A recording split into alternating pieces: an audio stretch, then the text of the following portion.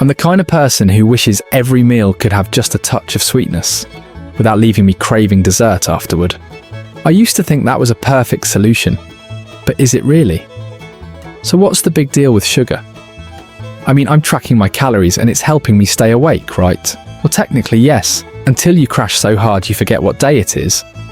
Sugar spikes your blood sugar, giving a quick energy boost, but that boost is like sending a rocket into space with no plan for landing. That roller coaster of highs and lows creates dependency, messing with focus, memory, and overall health. Honestly, sometimes when I'm on a sugar high, 1 minute I'm focused, and the next I'm just staring at my laptop screen wondering, did I leave the oven on? Or what am I even doing here? Over 75% of packaged foods have hidden sugars, labelled as glucose, maltose or high fructose corn syrup.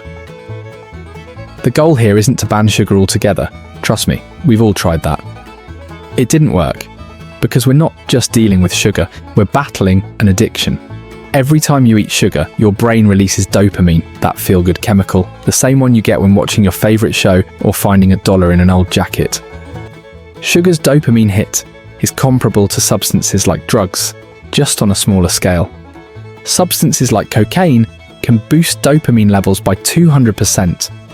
Sugar consumption varies around the world. For example, Brazilians add so much sugar to their espresso, it's basically dessert in a cup. Meanwhile, Japanese students are crushing academics with 40% less sugar than Western countries. Makes you wonder, maybe the secret to genius is fewer cupcakes. And the Swiss? They make the world's best chocolate, but even they manage to eat it in moderation.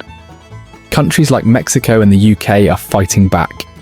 Mexico's soda tax reduced sugary drink consumption by 7.6% in just 2 years, and in the UK, companies reformulated products under a sugar levy. Now 44% of soft drinks meet lower sugar targets. Managing our personal sugar intake starts with identifying your craving triggers: hunger, boredom, or even an existential crisis. Once you know what's driving the urge, it's time to check your sweetness meter. How do you feel about cotton candy? Pretty sweet. Okay, how about frosted cookies, chocolate fudge brownies, ice cream, donuts? Or, my personal favourite, frosted cereal. Most of us would probably be at the sweetness level of ice cream, which is at rank 7 on the sweetness meter. Now let's try to find sugar-free alternatives.